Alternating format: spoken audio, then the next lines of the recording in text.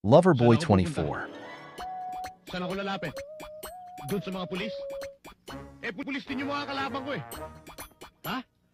Sino kayang paniniwalaan sa amin? Ako na isang hamak na taga-squatter lang? O yung mga pulis na kasama nila? Ha?